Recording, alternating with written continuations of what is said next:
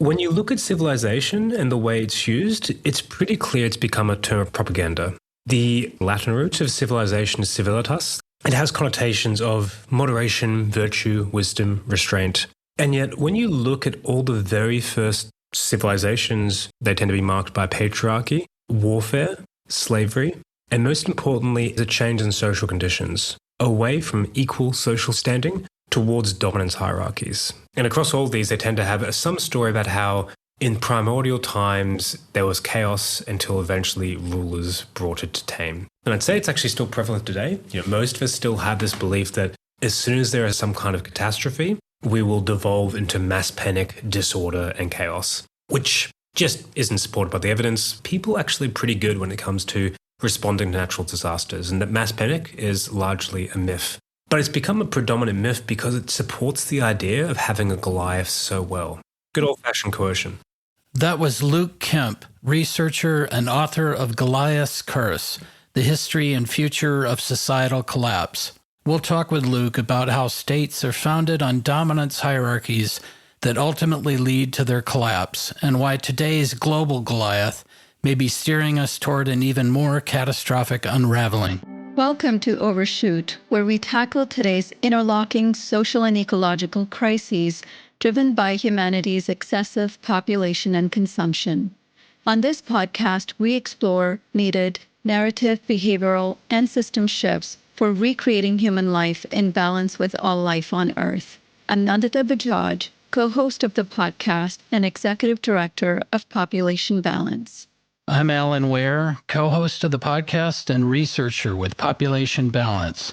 With expert guests covering a range of topics, we examine the forces underlying overshoot, the patriarchal pronatalism that fuels overpopulation, the growth-obsessed economic systems that drive consumerism and social injustice, and the dominant worldview of human supremacy that subjugates animals and nature. Our vision of shrinking toward abundance inspires us to seek pathways of transformation that go beyond technological fixes toward a new humanity that honors our interconnectedness with all of life. And now on to today's guest. Luke Kemp researches the end of the world. He is the author of the best-selling book Goliath's Curse, The History and Future of Societal Collapse, and a research affiliate at the Center for the Study of Existential Risk at the University of Cambridge. He has advised and led foresight studies for multiple international organizations, including the World Health Organization and Convention on Biological Diversity. Luke's work has been covered by the BBC, the New York Times, and the New Yorker. And now on to today's interview. Hi, and welcome to the Overshoot podcast, Luke. It's wonderful to have you. Thank you so much for joining us. Nandita, thank you for having me. It's absolutely our pleasure. And your book, Goliath's Curse, The History and Future of Societal Collapse, examines how what we now call nation states, which dominate the entire globe, were formed, how they expanded, and how these Goliaths thirst for power and domination, carry the seeds of their own destruction. Your work very much strengthens the many conclusions we've come to through our own exploration with other podcast guests about the drivers of our ecological and social crises, which are the patriarchal roots of pronatalism, the growth-addicted economies, and the worldview of human supremacy. And not surprisingly, these key drivers become established around the same time as the rise of Goliaths, as you note in the book. So we are excited to explore your ideas on the curse of these Goliaths and also how we might shackle them as a way to move toward a more socially just and ecologically sustainable future. And before we get into that discussion, could you share what some of the childhood and early professional experiences were that motivated you to study the history of inequality and power relations that forms the heart of the research in your book? I grew up in a working-class family in rural Australia, a little place called Bega, a dairy farming town. And my mother was essentially a receptionist, and my father was heavily involved with organised crime, the Hells Angels. And the combination of that background from a lower-income family, and also just simply what the family life was like, I think always gave me a lens of looking at the world with more cognizance of power and violence and inequality than most people would have. On top of that, I always had this interest in kind of pursuing and understanding and addressing the world's biggest problems. And I started with climate change. I was a lecturer in climate change science and policy at the Australian National University, until I realized one day that there are many other grand challenges we face apart from climate change. And if just one of those risks overcome us, then it doesn't really matter too much what we do on climate change. For instance, if we decarbonize the world by 2050, but we have a nuclear war in 2051, we're unfortunately still doomed. That eventually took me to one of the very few centers in the world, which is trying to study all these risks, what we often call existential risks, risks that are capable of causing global societal collapse or human extinction. And that institution was the Center for the Study of Existential Risk at the University of Cambridge. And when I entered, it was quite clear that everyone was focused on the future. They were focused on individual future technologies. Think AI, bioengineered pandemics, even solar geoengineering. But no one was really thinking about the past, how we got here. And to me, it seems strange to just simply ignore thousands of years of data. And it seemed even stranger because people, when they look at the future, always have some vision of our past in mind. Even the notion that technology will alleviate all our problems is usually based upon a historical narrative. And I wanted to make sure that my vision of the past was as robust and evidence-based as possible. And that was the beginning of the journey of writing this book. It's quite interesting how the book changed my politics. So prior to writing the book, I was someone who was pretty down on human nature. I thought we just weren't very good at cooperating, and particularly we were fairly violent and self-interested when we don't have rulers. And on top of that, I was someone who believed that maybe we just need to have an enlightened dictator in order to get things done. And both of those views flipped quite dramatically upon reading the book. So despite my background, in many ways, it was actually the writing of the book that really shaped the actual values that I have today. And I find it funny when I hear the critique sometimes of, this is just this guy projecting his politics onto the past. I'm like, yeah, that's not the case, but all right.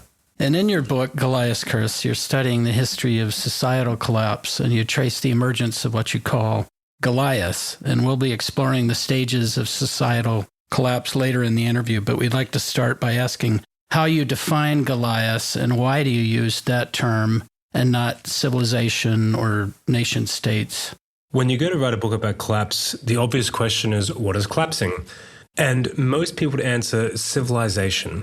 And yet, when I tried to dig into what is civilization, I could never find any good responses or definitions. They tend to be either incredibly vague, like a checklist of different factors, things like writing, which the Incan Empire, which stretched all the way from Argentina to Chile, did not have, or things like long-distance trade, which technically all hunter-gatherers have. Or sometimes it was definitions that were just inherently biased. Things like an advanced culture, which I'm sure is a definition that indigenous cultures and peoples would disagree with. When you look at civilization and the way it's used, it's pretty clear it's become a term of propaganda. The root of civilization is civilitas, the Latin root. It has connotations of moderation, virtue, wisdom, restraint.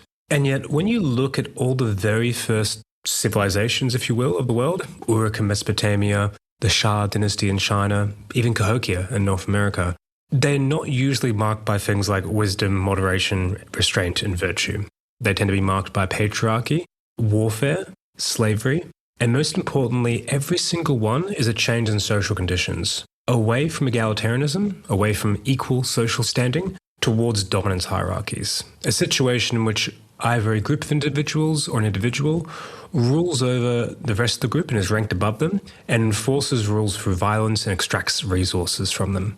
A Goliath is essentially a collection of those dominance hierarchies. So the Roman Goliath wasn't just simply the Roman Empire, it was also the differences between rich and poor, slave and master, man and woman, which together reinforced that society built on domination. And in many ways, when we talk about history, what we're usually studying most of the time is just a handful of Goliaths. And there is also, as we study in this podcast, the ecological overshoots. So the domination of humans over nature and the subjugation of nature and animals versus the prior Paleolithic restraint and relationship reciprocity. We start seeing this much more total rapacious consumption of forests, animals becoming used as production, soils become exhausted. So there is this kind of the ecological cost of all of that are externalized as Goliath continues to grow for its own power purposes. Absolutely. Interestingly, Colin Renfrew is a very famed archaeologist here at the University of Cambridge. I believe he's retired now. He once had the definition that civilization was the increasing separation from the natural world. And when he looked at all the different markers we usually have for civilization, so things like built-up cities, the key thing was there were usually some kind of buffer and more extractive relationship to nature. And in many cases, I'd say the relationship of extraction towards the natural world preceded the relationship of extraction between humans. And speaking of majority of our history, what does the best evidence show about the relationship among humans in terms of how egalitarian or inegalitarian they were before Goliaths spread around the world? Humans evolved roughly 300,000 years ago. That may be getting pushed back now with some new finds, but in general, roughly 300,000 years ago, we evolved together across multiple places in Africa. That's during what's called the Middle Paleolithic, which is a series of ice ages, and it was an incredibly trying ecological time. It's also a time where we had roughly 86 active volcanoes across Africa. So this wasn't an easy time to live. Roughly a third of the world was also covered by ice sheets. Temperatures were, on average, around about 5 degrees cooler at a global level.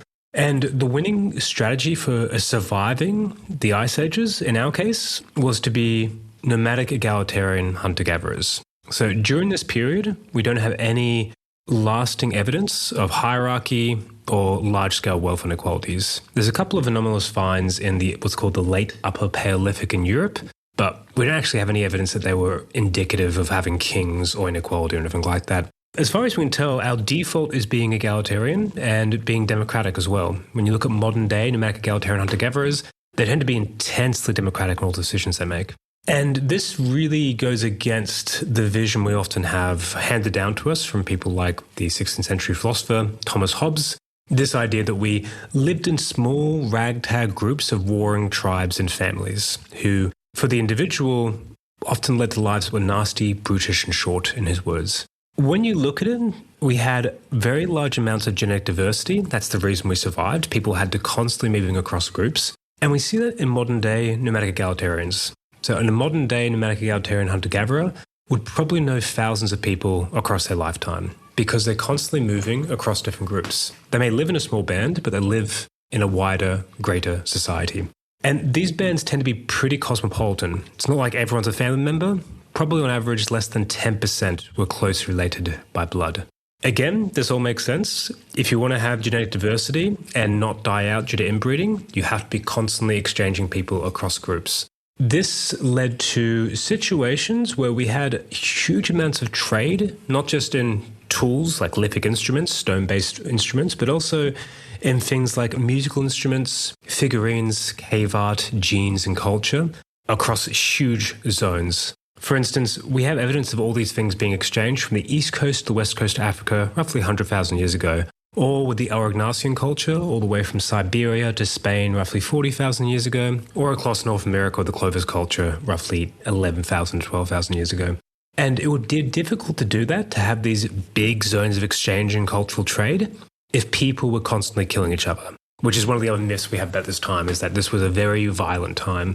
Instead, the best archaeological and genetic evidence suggests that roughly 1 to 2% of people died at the hands of another human being. In short, out of 100 people born, roughly 1 or 2 people would have died due to something like a murder, which is roughly comparable to the modern world at a global average today. So, in short, it wasn't the worst place to be in a whole bunch of ways. We were pretty egalitarian. We were quite good at cooperating. That's the reason why we managed to survive. We were very good at working across groups, exchanging, trading, and we lived in what I call these great fluid civilizations. Civilizations, I'm using civilizations in the term of actual civilized conduct of large-scale cooperation without coercion, were essentially more or less based upon mutual aid, reciprocity, and mobility. Still wasn't the perfect place to be or to live. There were obviously downsides, including things like your infant mortality rate was probably 1 in 2.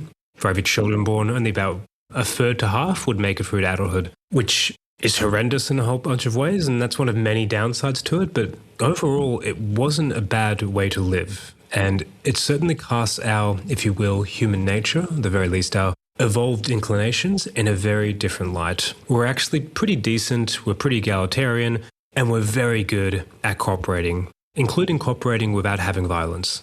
Right. You also talk about the use of kind of reverse dominance hierarchies in your book, where there were all these checks and balances in place, right, to prevent people or any one person or a small number of people from gaining that kind of power over others. Precisely. We often make the mistake of thinking that we were egalitarian because everyone was equally poor. That's not really the case. Instead, what we see is that we're often egalitarian by social choice. This is based upon the work of Christopher Boehm, which has been replicated, where he went and looked at a number, I think over 24 different nomadic egalitarian hunter-gatherer groups, and essentially found that they did have people who tried to dominate the rest of the group. But these would-be dominators were kept in check by 3 big different strategies: ridicule, ostracism, being kicked out of the group, or in the very worst cases, in-group execution. But in short, for most of human history, trying to dominate the rest of the group earned you an early grave rather than a place in the history books. And that's partially why it seems like in modern humans, we tend to have a lot less of an evolutionary advantage from having kind of higher status through violence than you have in chimps or gorillas or other primates. We essentially found ways to curtail that in ourselves. It's also what made us very human as well. The fact that we have really rapid cultural accumulation. We can pass on and develop cultures really quickly. Or the fact that we can have babies which are born really, really early couldn't be done if you just had one alpha male ruling over the rest of the group. Instead, you have to have a highly cooperative group across multiple different males, females, etc. And that would be difficult to do without being egalitarian. But the book mobilizes a whole bunch of broader evidence as well to show that even the way our bodies are constructed showed that we had egalitarian origins and roots. But that egalitarianism was based upon violence in some way. Right. Yeah, we had another researcher who wrote The Patriarchs, How Men Came to Rule, Angela Saini, and she talks about this egalitarian bias prior to the rise of these empire states and how women had a lot more power and were really equal members of society, including, as you said, in terms of there not being that many differences in size and height. Yeah, so those differences in height and stature you're talking about, we often refer to them as sexual dimorphism. And they're a pretty good indicator of whether a society is highly patriarchal or not. So think of gorillas, where you basically have one alpha, the silverback, rule over the entire group and essentially monopolize reproduction.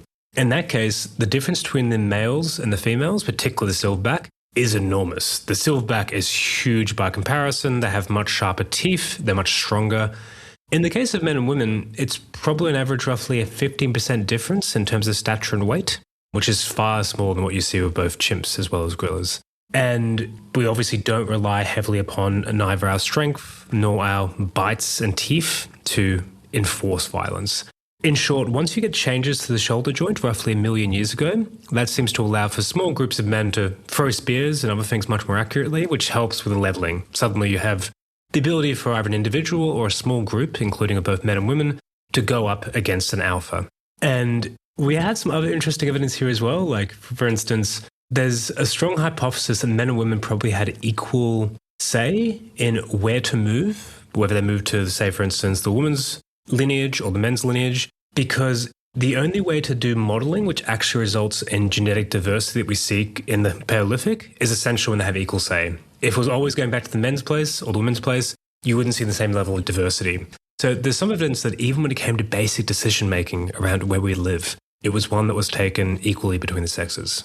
Yeah, we appreciate how you emphasize the egalitarian instincts through research like Christopher Boehm and reverse dominance hierarchies. And you make it clear that just having dense human settlements and agriculture does not necessarily automatically lead to hierarchy and Goliaths. There's often this long time lag between intensifying agriculture, agricultural surplus, and the emergence of the hierarchy and the Goliaths.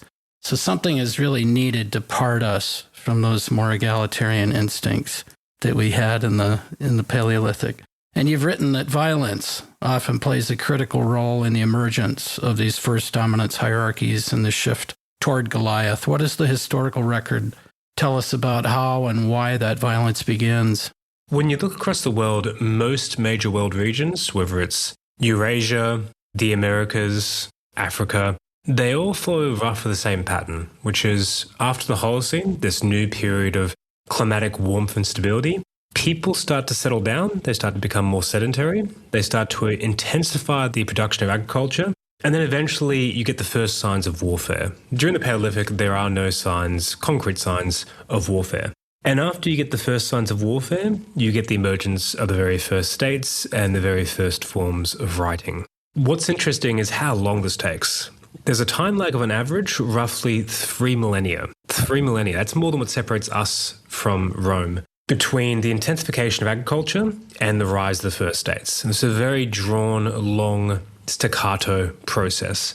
In terms of where you start to see violence creep up, particularly in terms of warfare, it tends to be once you start to get very particular resources being accessed. Usually resources that are easily seen, stolen, and stored, what are called lootable resources. And this is actually key to why you actually see the first states arising in the first place as well. So the typical traditional hypothesis has been, when we had enough of a surplus, you could start to pay people to do jobs like being a manager or a landlord or a king.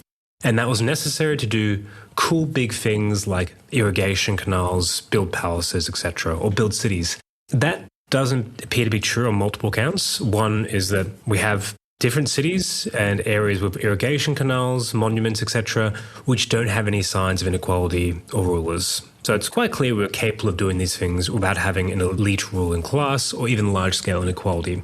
The second is that when you look across the world, there's 10 different areas that independently have intensive agricultural food production, but only 5 of them ever create the first states.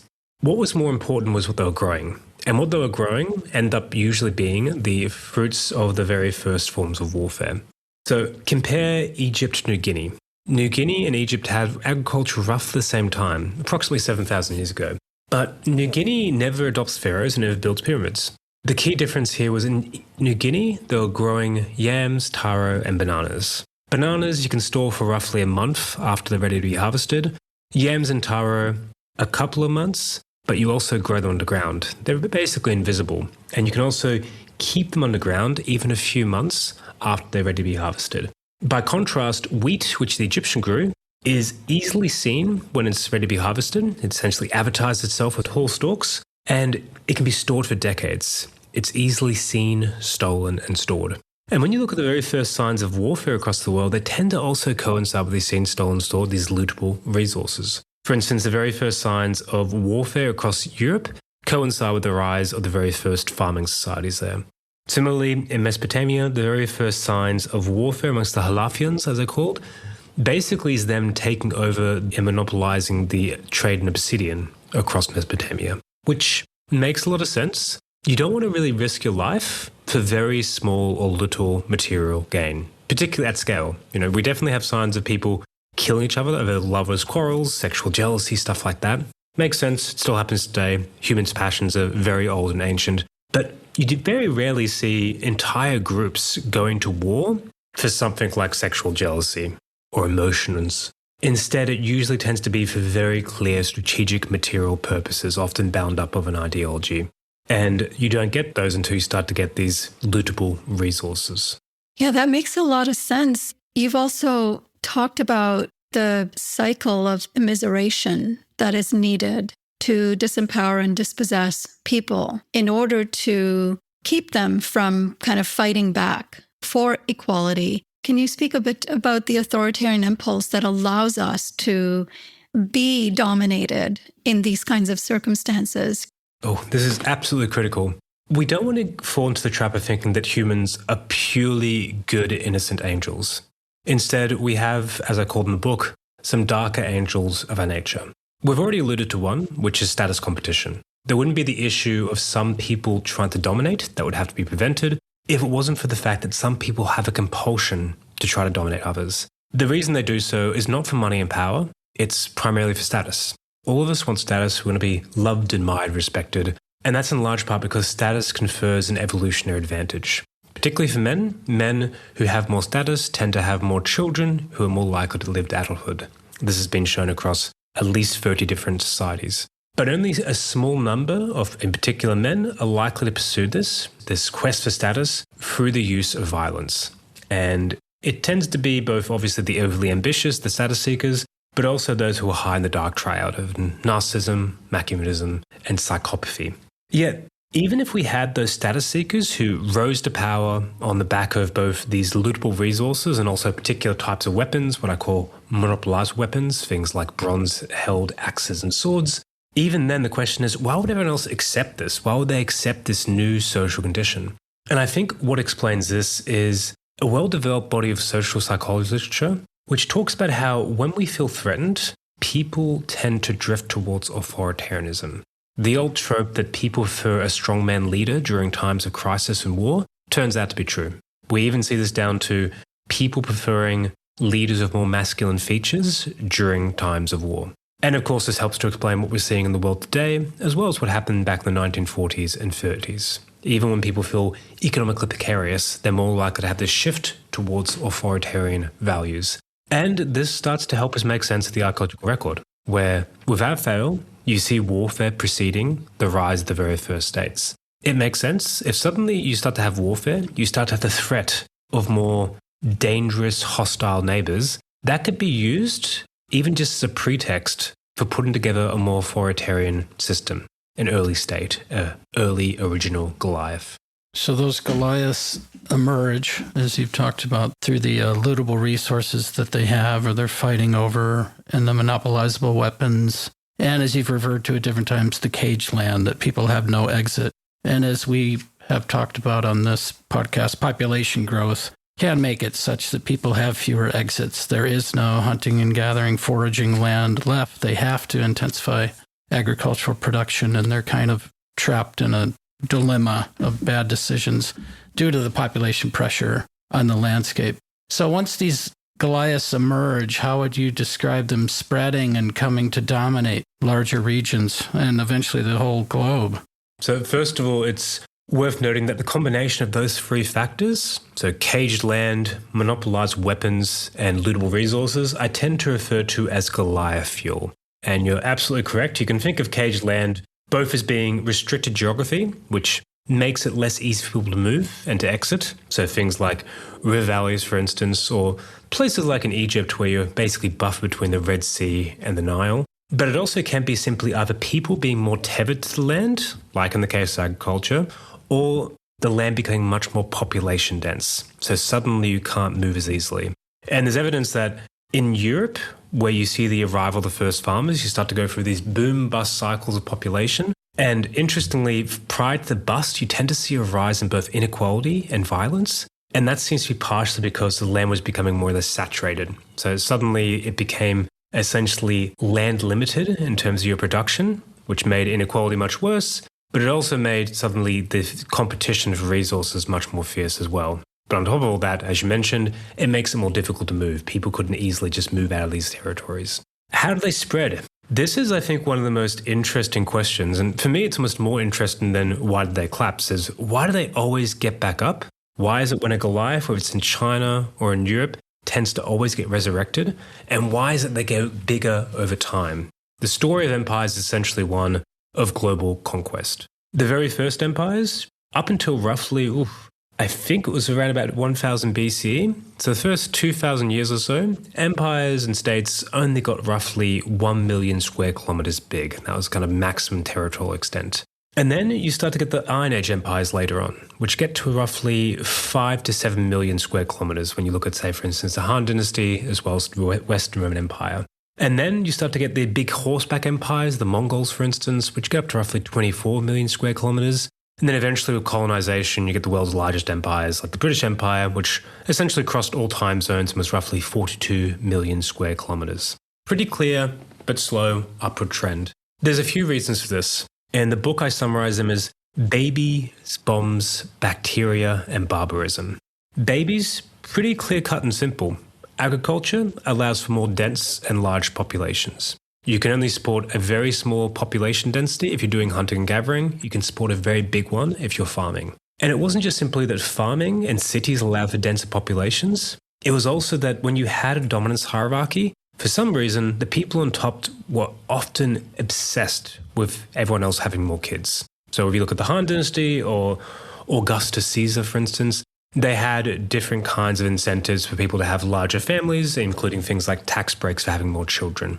Even today, of course, we have the cash bonus for having kids. Hungary spends, I think it's something insane, like roughly 5% of its GDP on trying to encourage fertility, which, funnily enough, in both cases is failing. But this is a really long-running trend. Empires across the world have continuously been focused upon trying to have larger populations, which kind of makes sense if you want to either do conscription and have a larger army, or you want to have a large tax base, you want to have a larger population base. It's the basic modifier and amplifier of your power as a ruler. So babies is a key one. Another one is bacteria. And pretty simple, when you have lots more people living closely together with lots of animals, that tends to be a hotbed, a petri dish for zoonotic infections, for spillover events between other animals and humans. Most of the diseases we're accustomed to today, including things like obviously the common cold, influenza, but also the worst virus of the past like smallpox, these were all actually pretty recent. They only happen once you get sufficiently large, dense populations, basically once you get started to get the first cities. In some cases, like with smallpox, it would have required at least a population of roughly 200,000. So this is something that didn't come along for thousands of years after the Holocene. And this tended to mean that people who lived in these communities, who lived in cities, who lived in empires, were more likely to be exposed to these diseases. They die, but the survivors have an immunity. Unfortunately, the hunter-gatherers who were not exposed to these, it meant that their eventual exposure tended to be much, much more fatal. And this is why when you have the Columbian Exchange, you have the Europeans arriving into the Americas, you have enormous losses of life due to the diseases. There were other things involved as well. The conditions, the warfare, the slavery made it much, much worse, but also just simply the fact that we're more what we call epidemiologically naive. They were less exposed to these diseases. Next up is bombs. In short, empires liked building weapons and they had the big, long supply chains and surplus to do so. And it's a really common trend across human history is that pretty reliably, as states and empires get stronger and they harness more power and energy, they tend to translate that into more powerful projectile weapons. So I have a graph in the book which goes all the way from the bow and arrow through to atomic weapons, showing that this is a pretty clear-cut upward exponential curve. And last but not least is barbarism. That one big advantage empires, states, and Goliaths had over nomadic egalitarian hunter-gatherers is they were willing to exploit people, places, and animals in order to build worse weapons and bigger militaries. You know, if you want to build an atomic weapon, you have to mine uranium. You have to cut down huge numbers of trees. You have to mine things like iron, etc. And all of those are usually done by populations who don't exactly enjoy their jobs, who are often working in border-like, slave-like conditions and are highly exploited. In short, it requires both bullshit jobs and shit jobs. And in a nomadic egalitarian group, they usually wouldn't do that. People just walk away instead. So the sheer barbarism of the endeavor gave Goliaths a competitive advantage over other forms of social organization. That's in large part why they took over the world. Babies, bombs, barbarism, and bacteria. And another one I was thinking of while reading that, what might be beliefs, is the sort of myth of progress, the stories that the elites tell about their divinity. You start with big men that can't hereditarily pass on their wealth, and then eventually that gets established. And then in the early states, I'm like a god. No, I am a god. So the level of inequality and the stories that are told from the British colonial excuses for why they deserve to rule, and that savages can't be trusted with ruling themselves, and that the progress of humankind depends on our guidance and rulership. So those beliefs can be quite powerful too, the sort of superstructure of a society. Absolutely. I see these beliefs as being more a reason as to why Goliaths eventually get resurrected rather than why they spread per se. When you look at, say, for instance, Rome, every empire after Rome across Europe claims to have been the descendant and the true inheritor of Rome. The Brits do it, the whole Roman Empire, which, in the words of Voltaire, was neither Roman, holy, nor an empire, do it. Everyone does it, basically. And it's because Rome becomes almost this religious ideal of what it is to be a good empire. And it's also bound up with a notion of progress, that this was the peak of empire, we'll reach it again, we'll even surpass it. But it is noticeable that when you look across the world, the very first Goliaths, they're never usually marked by an ideology of everyone can work together, this works well, the person on top is just as good as everyone else, but you know what, they're a pretty good manager, so we'll keep them there. Instead, it's always the person on top is a god king, a messenger of God, a representation of God, a reflection of God, but in some way they're a divine being. And you have notions like the mandate of heaven in China, for instance, or the divine chain of being in the medieval ages. If we were naturally prone towards dominance hierarchies, you probably wouldn't need to dress them up in supernatural beliefs. The fact that we have to kind of shows how unnatural they are. And I think this is one of the ways in which you start to also re-emerge and resurrect these empires, is these beliefs are always still lying around, usually even after a collapse. And like with Rome, they get picked up again and again.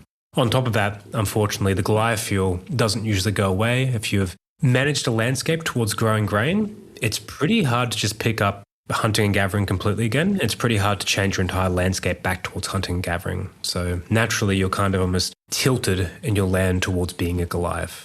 And your point about it, if a lot of this were true, you wouldn't need all of these propagandist myths to convince people to buy into their own oppression. And, you were speaking about all of these pronatalist incentives that have always been present since the rise of city-states and empires to push women to produce as many children as possible, and how in gathering and hunting societies, women were having far fewer children than they are now. And it was this notion of the myths that had to be created to convince women, especially, that it was an honorable thing to do. It was a selfless thing to do. To this day, where you see all of these governments and nation states panicking as fertility rates have started to decline. And so the threat of losing that control is very much present, I think, across the globe, where fertility decline alarmism is so loud.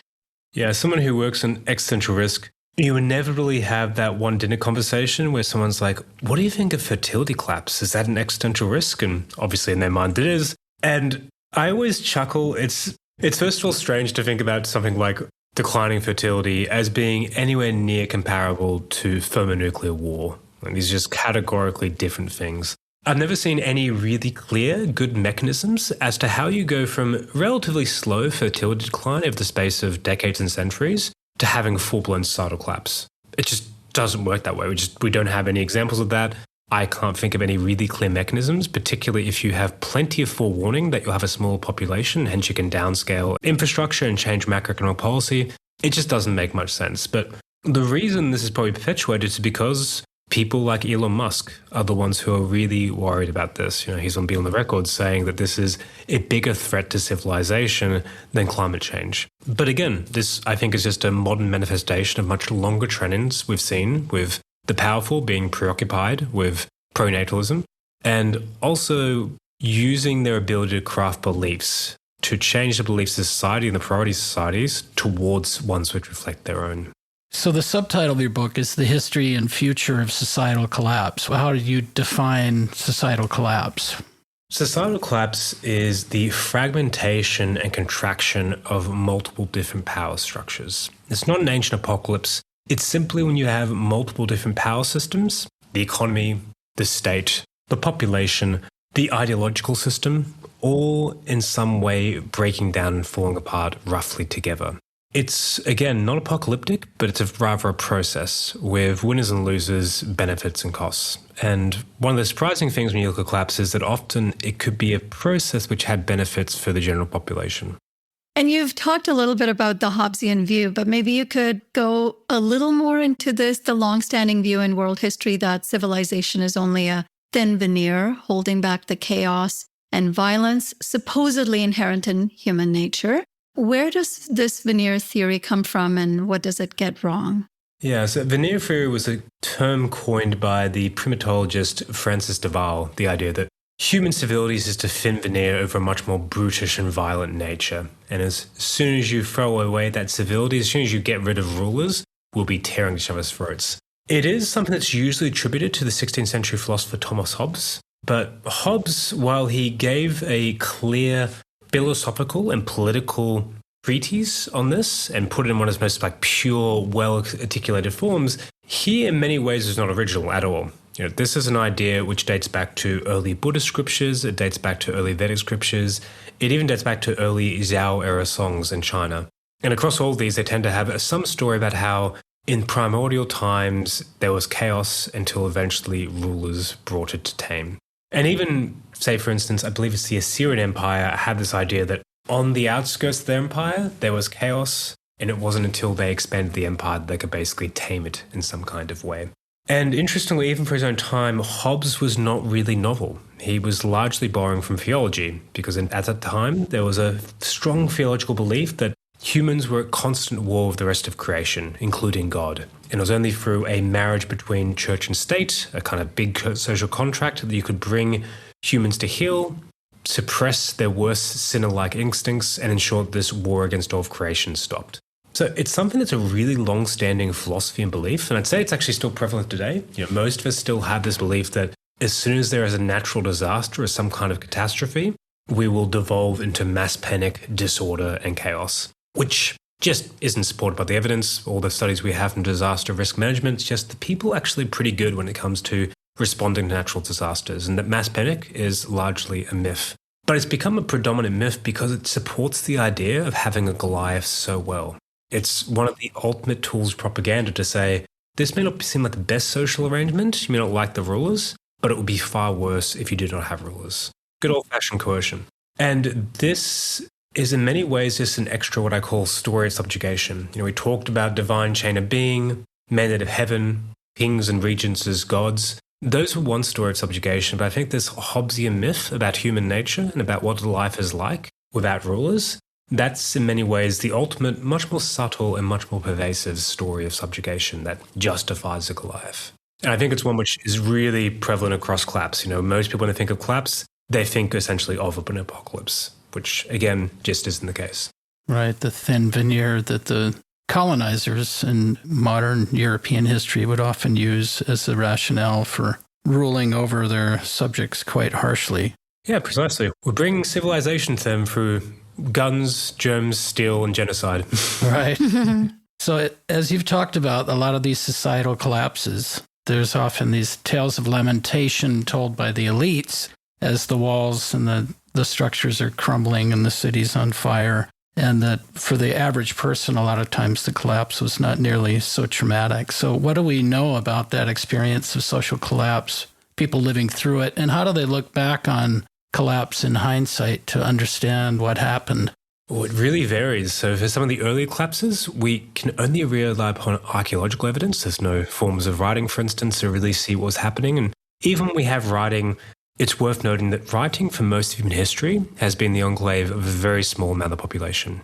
Less than 1% of the people would have known how to read and write, and they would have been employed as scribes by kings and the rich and elite. We can look at more modern examples where we have much richer data and a much higher resolution image. And one good example here is Somalia. The state of Somalia and the Barre regime collapses in 1991. And a decade later, surprisingly, essentially every single quality of life indicator has improved. Maternal mortality is down by 30%, infant mortality by 24%, and extreme poverty by 20%. And interestingly, it wasn't just simply like all of East Africa was doing better, but rather they were doing better and outcompeting even their geopolitically stable neighbors. In short, they were just better off being under more responsive local governments and even warlords than they were under the predatory Barre regime. And it's worth remembering that throughout most of history, most Goliaths and states have been more predatory like Barre than they have been like Denmark. And this is something which helps to explain why often collapse seems to have been beneficial in the past. So even if we look at Rome, for instance, after the fall of the Western Empire, people grew taller. And funnily enough, this wasn't just people dying on such large numbers that the survivors had more resources left over. Instead, even people on the outside of the empire were taller than those within the empire. In short, empire, living in cities, and persisting on a diet of grain just wasn't usually very healthy or good for most people. And collapse in some ways could be a liberation both from crippling taxation, predatory states, and just simply living on cities which were often becoming a hotbed and target for both invaders and for pathogens. And you argue that the seeds for collapse are built into the Goliath's very existence and dynamic of this growth. What are the key internal dynamics that make them so fragile? The key here is that Goliaths tend to become engines of inequality. This is for a few reasons. One is that capital tends to gain more quickly in value than wages, as we see with land prices today. A second is that power begets power. Once you're rich, you can start to buy elections, you can buy places in the bureaucracy, you can even hire people to protect you, your own private army. And on top of all that is just simple beauty of compound interest. All those things together tend to get increasing wealth inequality over time until you have what my colleague Walter Scheidel calls a great leveler, an enormous event, usually involving violence, which levels the playing field. These include mass mobilization warfare, a bloody revolution, a state collapse, or a pandemic. Collapse in general didn't just simply level the playing field, but it was also caused by the unlevel playing field in the first place. So states could grow remarkably unequal. By one survey of 28 pre-modern states, on average, they were 77% towards the theoretical maximum level of inequality. That theoretical maximum is a situation in which one individual holds all the surplus wealth and everyone has just enough to survive and reproduce on.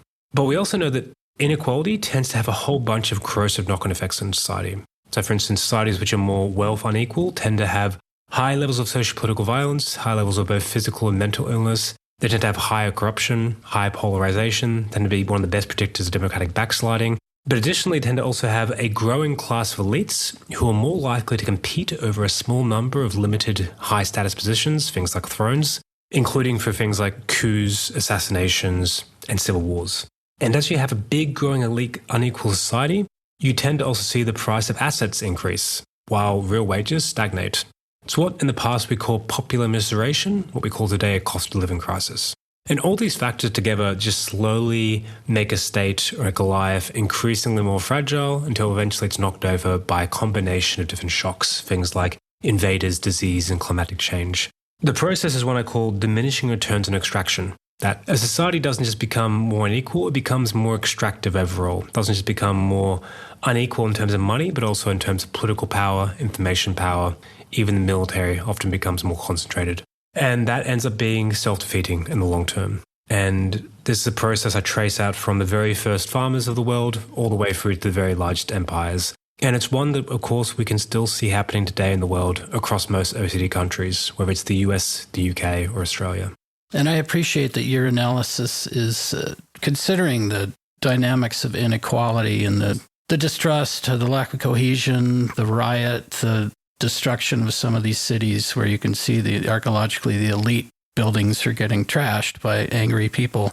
And other people like Joe Tainter, anthropologist, his theory on the collapse of complex societies is much more a diminishing returns on complexity, and that complexity is created in societies to solve problems. But he doesn't specify who's defining a problem. Is it the elites? Is it most people deciding irrigation's a problem or the army's a problem or whatever those problems are solved with through increasing complexity? You added a whole, I think, essential layer of who is deciding what problems will get addressed through greater complexity.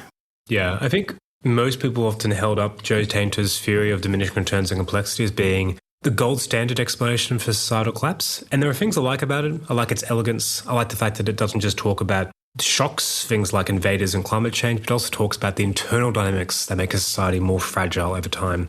But as you mentioned, who's choosing what problems to address, but also what is complexity is often a really tricky one. And Tainter has a pretty broad definitions, and in most archaeologists' minds, when they talk about complexity, they're actually talking about increasing centralization, inequality, and hierarchy. So they'll talk about complex societies once you get the first signs of having kings and commanders. In that case, you're not really talking about complexity per se. You're talking about hierarchy, centralization, and inequality. And on top of all that, it's just pretty clear that you can address problems without adding more complexity. We could actually solve climate change pretty easily in Australia just by having a pretty basic carbon price and getting rid of fossil fuel subsidies. Instead, we have these incredibly Byzantine sets of policies and regulations, in large part because we're trying to play political football with the fossil fuel industry. So I think Tainter's Achilles heel was always a naivety of politics. And in many ways, I think that's what my theory of diminishing returns and extraction brings in.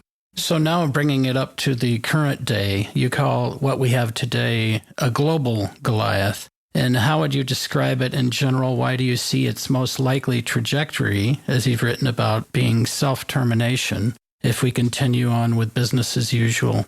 We often think about the world of today as being composed of individual nation states, which doesn't really hold true. When you look at most of the different countries of the world, they're clearly the heritage of empire.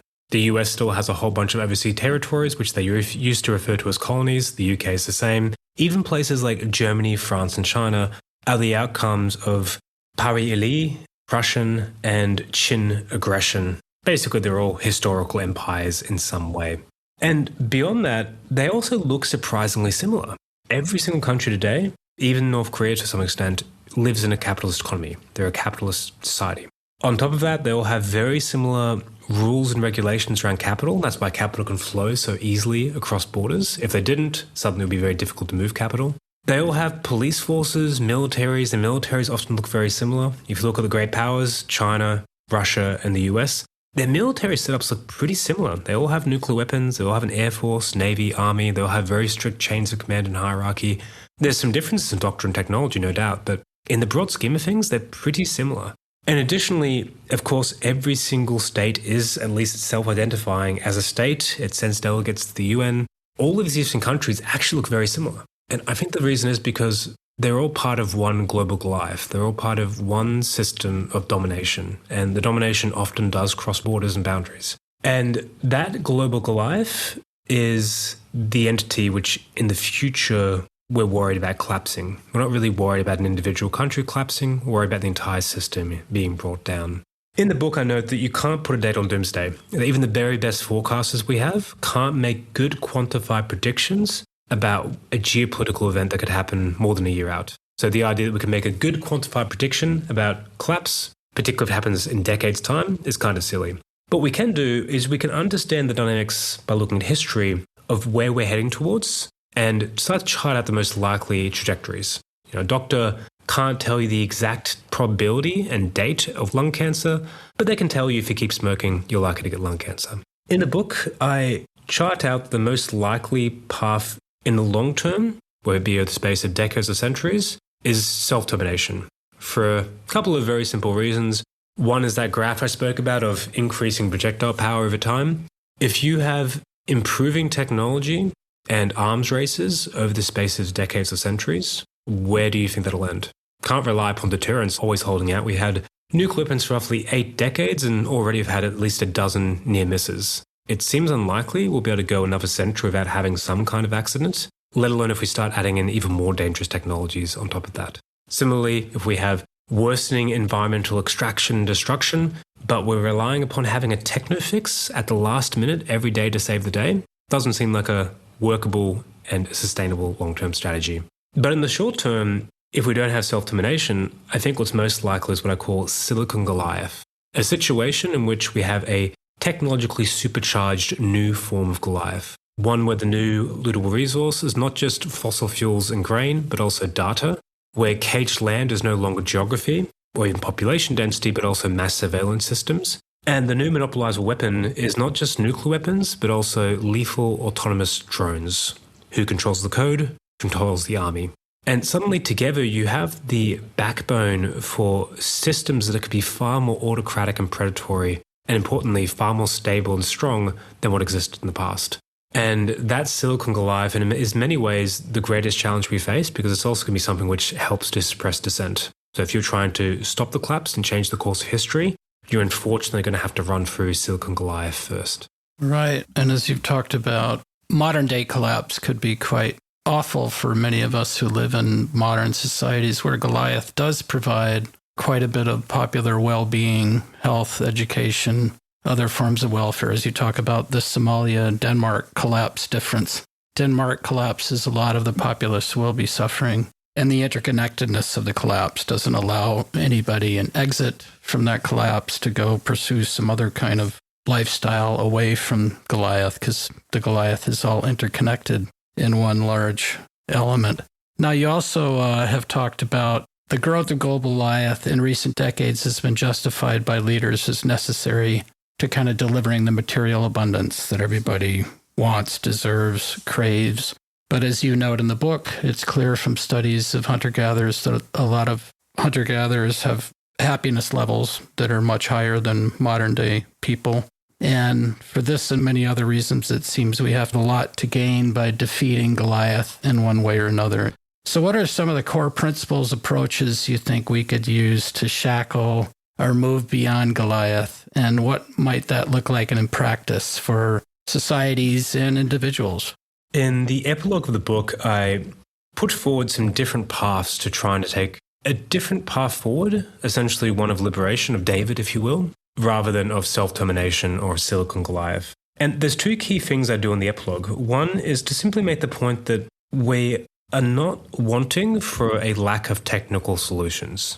If we look at, say, for instance, nuclear weapons, it's pretty clear we can get rid of nukes. We went from having over 70,000 nuclear weapons at the height of the Cold War during the 1980s through to having roughly 10,000, 12,000 today.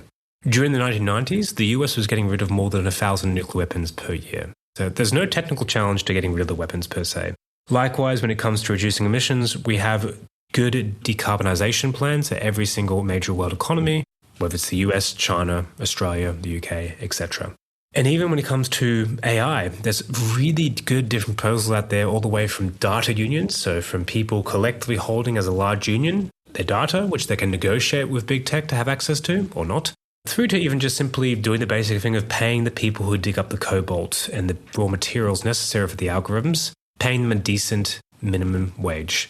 And of course, you can just do something like ban technology. But either way, across the board, there are very clear technical, feasible solutions which usually have a historical precedent. The second thing I try to do in the book is talk about how, in the long term, what we really need to do here is to level each of the forms of power. So when I talk about Goliath, when I talk about a dominance hierarchy, it's usually based upon inequalities in 4 different types of power. The control of decision-making, political power, control of resources, economic power, control of violence, violent power, and the control over information power. In the book, I talk through how each of those can be leveled. If we're looking at economic power, pretty simple. You can do things like progressive taxation, wealth taxes, but I think most radically and importantly, just having a simple cap on wealth. $10 million. No one needs anything more than that to live a very comfortable, good life and to also feel like they have some kind of status relative to everyone else. Anything more than that gives them the unnecessary ability to start to degrade our democracies and shape the rules to their benefit. If we're looking at leveling political power, then I think what we need to do is have a much deeper, more radical and effective form of democracy. And what I advocate for in the book is the idea of open democracy, essentially using a combination of both digital tools, but also importantly, sortition-based democracy. So rather than having elections where people who want power run for it, instead just randomly select people across the population via lottery, have them come together, be briefed by experts and reach a decision. We have evidence this working really well in practice, all the way from abortion debates in Ireland through the French Climate Citizens Assembly. And additionally, the few times I try this historically, it tends to lead to pretty good outcomes. When we think of like some of the best examples of more enlightened places throughout history, things like the city-states of Florence, for instance, or ancient Athens, they tend to have some basis of lottery and sortition. So ancient Athens, granted, had a huge amount of slavery. Roughly 15% of the population was involved in democracy, so it was very limited. But even then, even that very small amount of democracy, they had real wage increases, which were exceptional pre-modern period. They were one of the few polities throughout world history where you actually reduced and reversed wealth inequality. And this seems to be largely down to the fact that they had this very innovative form of lottery-based democracy. And importantly, as I point out in the book, when you look at public opinion and survey data around things like nuclear weapons, climate change, killer robots, people tend to be quite progressive. They tend to want to have bans on these technologies. They want to have stronger action on climate change. It's not for a lack of public will. It's for a lack of elite will. And most powerfully, strangely, I think we can just think of this anecdotally. In the book, I finished with this idea of the Trinity jury. The world's first atomic weapon, the Trinity test, was detonated in the sands of New Mexico in July 1945. The night beforehand, the physicist Enrico Fermi was making bets with the other scientists as to whether or not the detonation of the bomb would also ignite the entire world, destroying the entire world. That was based upon calculations from the physicist Edward Teller that there was a non-zero chance that igniting the bomb would also ignite the atmosphere of Earth. By that time, they knew the Nazis were no longer capable of building their own weapon. So this wasn't about beating the Nazis to the bomb. They still went ahead and they took the risk and they detonated the bomb. In the book, I have a very simple thought experiment. Imagine that you had a jury You had a random selection of US citizens, nurses, teachers, farmers, cleaners. You gave them this information and you asked them, should we detonate the bomb? What do we think they would have said? And the reaction I get from almost everyone is, of course not. And I think the same is true for lots of things about history. If we look at, say, for instance, fossil fuel companies knowing about climate change back in the 1970s, intentionally burying the information and then running misinformation campaigns financed by tens of millions of dollars, I suspect a citizens' jury sitting on their boardroom meetings would have said, that's a terrible idea, don't do it. In general, this is, for me, one of the most potent, clear-sighted, effective ways we can reduce global catastrophic risk in the world today. It's just simply by having truer, realer, more radical democracy.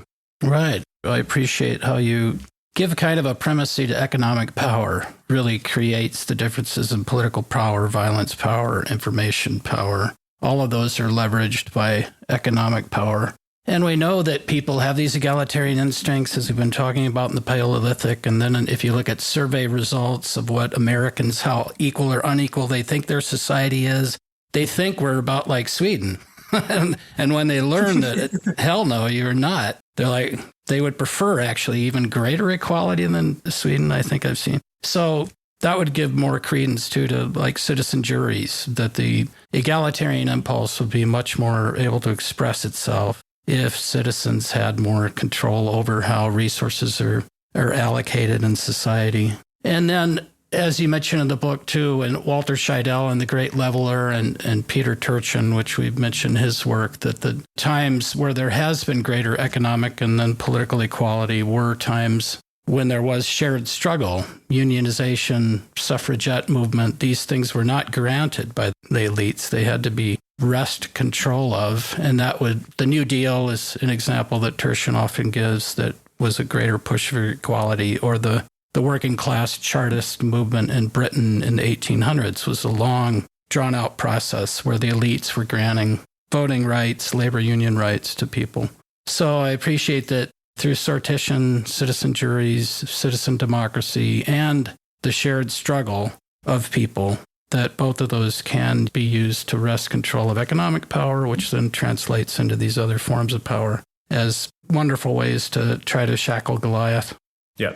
And I think the challenge here is that you have to level all the forms of power. If you have citizens' juries and assemblies, but you have billionaires, the billionaires will probably find a way to undermine the system and rig it eventually. And vice versa. If you have economic equality, but you have a highly centralized autocracy, the autocrats will probably find a way to funnel resources towards themselves. So you need to level all the forms of power. But the beauty is that once you level one, it probably has spillover effects. The key thing here is creating a dynamic that is different to the dynamic we've had with Goliath. And I think once you have something like citizens' juries and assemblies, they're likely, as you mentioned, to start to pass legislation, regulations that create more economic equality, because that's at heart what most people want. And they're likely to start to want to have more information about what the military is doing, to have more information power, if you will. So I think in many ways what we're doing is we're cutting to the heart of things and trying to change the very basic dynamic by which society is operating. And if you can change that dynamic, you can change history and the future. That seems like a really excellent place to end this really insightful conversation. Luke, thank you so much for your really thorough research and also for the time that you've spent with us exploring both the drivers of these domination hierarchies, but also how we can confront these drivers to create a more ecologically sustainable, socially just future. Yeah, we really loved your work, and it was a fantastic conversation. Thank you for your time. Thank you, Luke. Thank you. I really appreciate it. That's all for this edition of Overshoot. Visit populationbalance.org to learn more.